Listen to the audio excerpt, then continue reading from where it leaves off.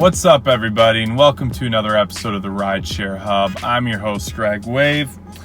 So I've got a quick video for you guys. This is just about why I've given 1-star rides in the past, and basically what I'm going to do is just give you guys some quick reasons on why you should consider it, because it's like not as easy to rate passengers now. You have to go back to the ride specifically and then choose the rating. So in general, you're always giving your passenger a 5-star ride, unless you decide to go back. That's just on Lyft though. But so here's some of the reasons that I've given 3 stars or below, we'll say. The first reason is I've had some rides where people are just jerks. They're just laying into you for like no reason. It's just like, oh, they had this ultra bad day and now they're going to take it out on the Uber driver. The reality is I don't want to put up with that, and no other Uber driver should, you know? So if I've had rides like that where for no reason at all, they're just being a jerk, I give them, you know, a 1 or 2 or 3-star ride because I don't want to ever get them again, personally. Number 2, I've done this this is probably the most often that I've given bad ratings, is for smell. A lot of times people get in, they smell so bad, whether it's just like crazy bad odor or cigarettes or marijuana or whatever it is. Like sometimes the smell is so bad that like it's going to stink up your car for a few rides, and so you've got to stop and like really air it out. I had one guy that was sweating so bad I had to scrub my seat because he stained it, and it just reeked of like sweaty body odor. It was disgusting.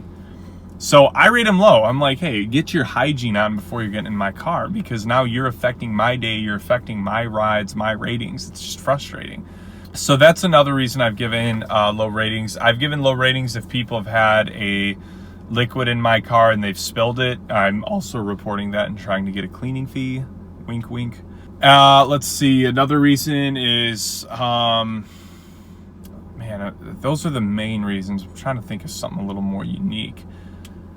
Well, I'll just say this, that use your discretion. You know, I think a lot of times, like, it's easy to just think, oh, I'm not going to get them again, whatever. Well, for one, you don't know that. I've gotten repeat passengers. But for 2, like, it should also be something that, you know, other drivers know going in. You know, so if they're getting this request and they see, oh, he's got a really low rating, you know, they might not want to take that ride. So a lot of how this massive organism of Lyft and Uber works is all of us doing our part. So make sure you're rating people the right way. Like if you're really getting crappy passengers, just don't think like, oh, you know, I'm just going to forget about this, I won't get them ever again, because it's just going to be someone else's passenger later on, and it might be a chance at them avoiding a really crappy ride. So yeah, guys, that's all I'm going to give you guys for this video, but just use your discretion. I feel like a lot of drivers just don't rate at all. But I think, especially for bad ratings, it's something to pay attention to. So, alrighty, guys, you know the drill. Like this video if you got something out of it. Subscribe if you want some more content, and I will get some stuff out there for you.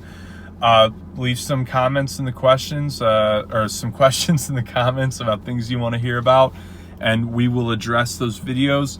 I hope you guys kill it this week. Make some killer tip money. Yada, yada, yada. Have a good day.